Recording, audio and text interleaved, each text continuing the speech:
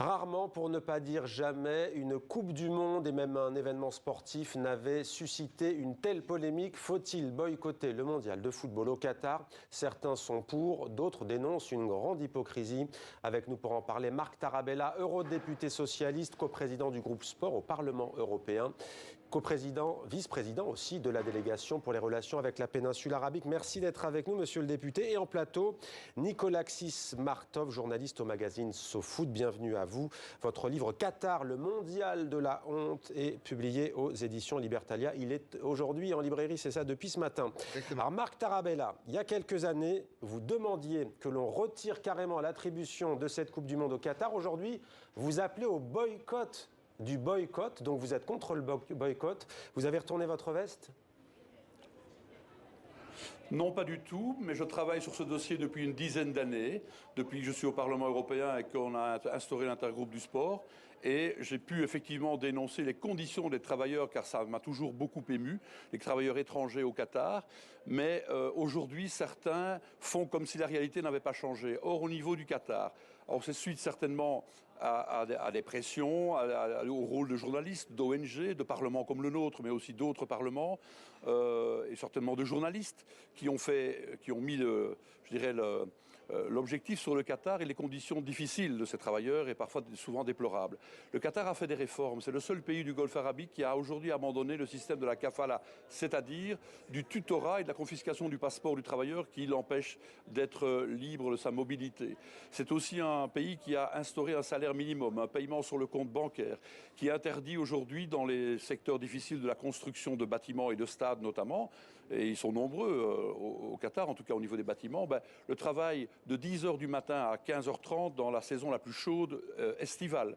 Mais c'est aussi le droit des travailleurs d'avoir une allocation pour se loger et se nourrir quand l'employeur ne la prévoit pas. Donc il tout va y a bien toute au une série Qatar, de réformes qui font qu'aujourd'hui la situation... Monsieur le député, si on vous entend, tout va bien au Qatar. Vous parliez de la kafala. Dans les faits, elle a été réformée. Non, pas du tout. Pardonnez-moi, on dit que dans les faits, il y a certains passeports qui sont toujours confisqués. Oui. Aujourd'hui, il y a des entreprises qui ont très difficile de changer. Et ce qui compte, et le Qatar le sait lui-même, et nous continuons à avoir un dialogue avec eux. Je rappelle que ce que je dis là, c'est l'Organisation internationale du travail qui le souligne. C'est l'Organisation internationale, la Confédération internationale des syndicats. C'est des gens qui sont allés sur place. L'ILO, donc l'Organisation internationale du travail, a un bureau à Doha, avec un dialogue permanent avec les autorités, qui évidemment admettent que tout n'est pas parfait. Personne ne l'admet. Mais dire aujourd'hui boycott ou vous n'avez rien fait, c'est un message contre-productif à l'égard des autorités du Qatar qui ont entrepris des réformes. Et aujourd'hui, ce qui est important, c'est que les réformes continuent après la Coupe du Monde. Je pense que ce sera le cas, on s'en est assuré. Mais surtout que d'autres pays dans cette zone, qui sont des grands pourvoyeurs de main-d'œuvre migrante, fassent aussi les mêmes efforts. Donc si aujourd'hui le signal de ceux qui disent boycott perce, eh bien ça veut dire qu'on va faire un appel à ne rien faire dans les autres pays avoisinants. Et ça, c'est catastrophique, c'est contre-productif par rapport au progrès des droits humains, et notamment des travailleurs. Alors on va écouter ici en plateau Nikolaxis Martov qui, vu ses réactions, n'est pas tout à fait d'accord avec vous.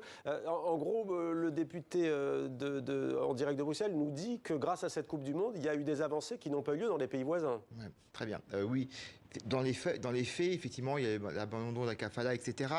Des réformes qui ont eu lieu très tardivement, une fois que la plupart des chantiers ont été terminés. Par ailleurs, tout ce qu'on a comme retour du terrain, des journalistes qui vont travailler, des documentaires qui sont passés encore récemment en France, montrent qu'on est très loin de voir l'application. Je rappelle que même quand les salariés veulent porter plainte devant les tribunaux qui ont été instaurés, ça met 1 an, ils ne sont pas représentés.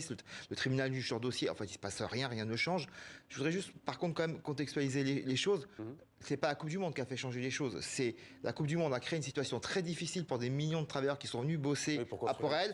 Et c'est la pression internationale, et notamment, effectivement, le travail des journalistes, comme ça a été dit, des ONG, etc., qui a un peu contraint. L'OIT elle-même a reconnu qu'elle avait du mal à trouver les chiffres, les statistiques, à enquêter. Et pour autant, vous, y compris votre rédaction à SoFoot, vous n'êtes pas pour un boycott. Pourquoi vous pensez aussi... Moi, d'abord, je ne vais pas m'exprimer au nom de ma rédaction, évidemment, qui ne prône pas un boycott.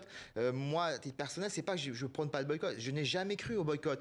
Vu les relations, on entend très bien à travers ce qui a été dit, les relations diplomatiques qui sont tout à fait officielles, installées avec le Qatar, qui est un immense partenaire économique de l'Europe et de la France, puisque moi je parle de ce pays, et on a bien vu le rôle que notre pays a joué pour que cette Coupe du Monde aille au Qatar et nous avons été très largement remerciés, nos entreprises notamment, en retour. Moi, je n'ai jamais cru. Qu'il y ait un boycott, et quand on parle de boycott, on mélange plein de choses. Il y a le boycott individuel. Est-ce que moi, j'ai regardé ou pas la Coupe du Monde? Mais le vrai boycott auquel tout le monde pense, c'est par exemple le boycott de Moscou par les États-Unis en 1980 et en retour en 84 par l'URSS. C'est des boycotts d'État qui interdisent à leurs sportifs d'aller dans ce pays. Ouais. Ça n'a jamais été... Aucun pays n'y a jamais songé, ça n'a jamais été envisagé. Tout le monde va y aller, tout le monde est très heureux d'y aller. Et moi, par contre, ce qui m'agace aujourd'hui et que je trouve excessivement hypocrite, quand on parle de boycott diplomatique, on ira peut-être sur la pointe des pieds. Sérieusement, on a vendu nos Rafales, on n'a pas cessé de commercer avec eux, on a fermé les yeux parce que les retours et les réveils qu'on voit au niveau du ministère, du gouvernement français et de la FFF, c'est depuis 2 mois. Sincèrement, ça serait d'une hypocrisie, mais immonde. Marc Tarabella, quelle forme prend ce boycott en Belgique? On sait par exemple qu'en France, pays voisin de la Belgique, il n'y aura pas de fan zone avec des écrans géants. Certains cafetiers vont boycotter. Vous, quelle forme ça prend au juste?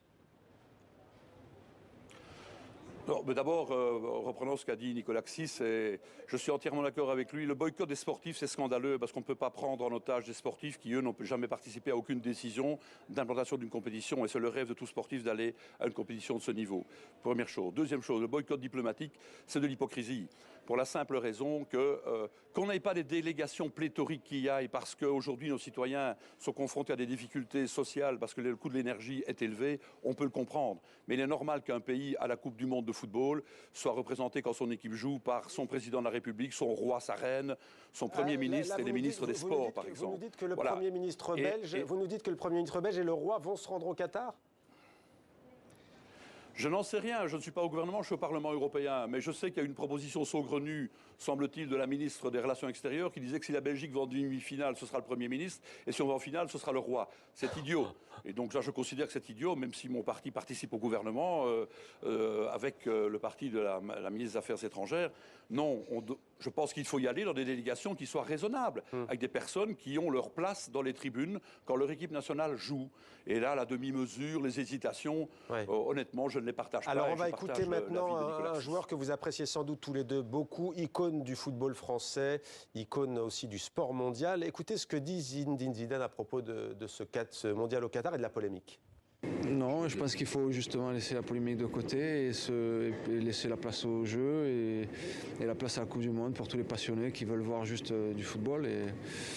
Parce que de toute façon, ce que l'on va dire sur la polémique, sur quoi que ce soit, ça sera jamais juste, ça sera jamais vrai, ça sera jamais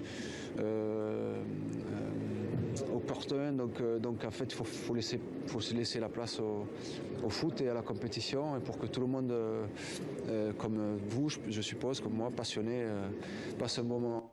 Bon, Nicolas Xis-Martov, réaction?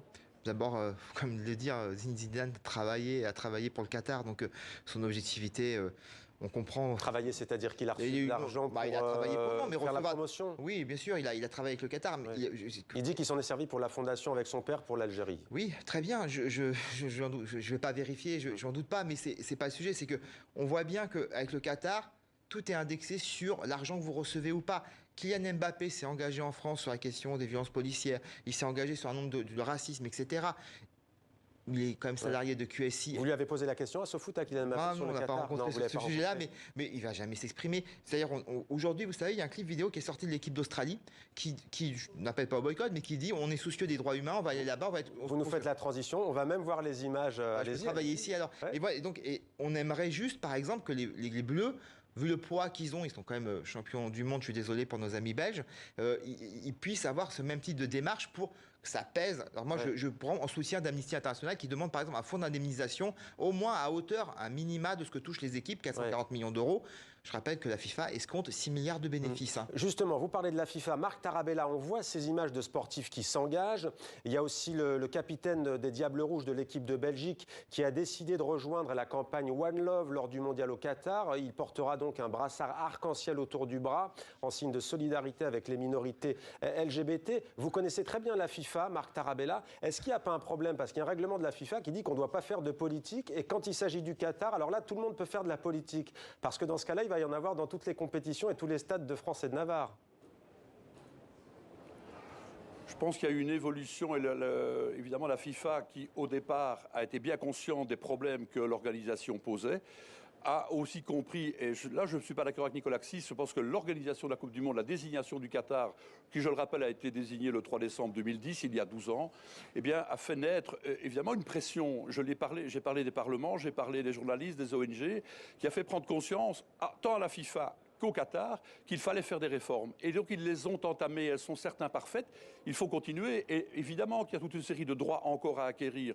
Moi je pense aux travailleurs domestiques, je pense effectivement à certains droits, notamment de la communauté LGBT, mais ça ne se fait pas en un jour. Il y a eu des progrès, ils doivent continuer à l'avenir. Et sur la mais dire question aujourd'hui, uniquement dans la posture sympathique par rapport aux défenseurs des droits de l'homme, on va boycotter, c'est inacceptable. Juste quelques mots sur la question écologique, Marc Tarabella, pour faire tourner la parole. Que répondez-vous sur la climatisation des stades?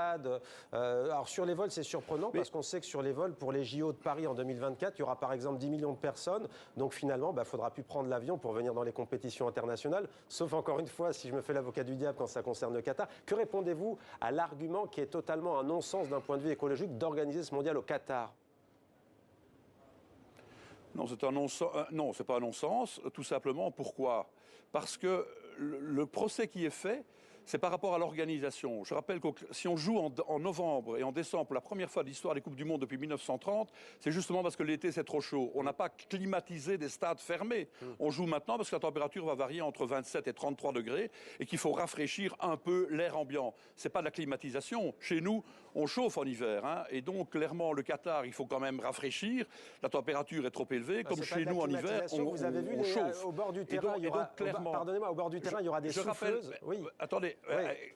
C'est une vraie climatisation. Oui, les souffleuses, mais comment est-ce qu'est produit l'air? Allez voir comment est produit l'air frais. Et c'est normal que l'on refroidisse un peu l'air ambiant.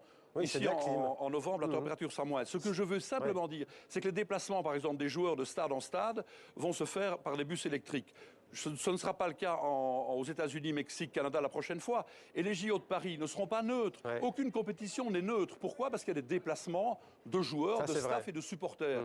Et heureusement qu'il y a des supporters. Et donc le langage de Paris, neutre 2024, c'est non parce que globalement, et heureusement que ça va attirer 10 millions de personnes. Et donc là, le langage Alors justement, Nicolas Xis-Martov, c'est intéressant parce que le député nous dit, il n'a pas tort, je crois que les 2 prochaines Coupes du Monde se joueront dans plusieurs pays, donc dans plusieurs villes. Donc là, encore une fois, si on est cohérent, il faudrait boycotter les 2 prochains mondiaux. Non, mais même si vous n'êtes pas pour le boycott. Moi, j'ai jamais dit que ça. En tout cas, il faudrait susciter la polémique. En tout cas. Mais en tout cas, il faut une planète. Ce qui est la vraie problématique, et le Qatar, je pense, le souligne de manière exacerbée, c'est que les compétitions sportives internationales, quelles qu'elles soient, le Qatar en a organisé par le passé, notamment en athlétisme, qui avait soulevé déjà ce genre de questionnement, ces compétitions sportives internationales, parce qu'elles répondent à des cahiers des charges complètement irréels et qui sont déconnectés de la situation qu'on connaît aujourd'hui, et on sait à quel point l'alerte climatique est de plus en plus pressante. Ces compétitions internationales doivent être révisées et réfléchies différemment. On ne peut pas continuer, mais évidemment, ça va concerner Paris 2024, même si on est sur d'autres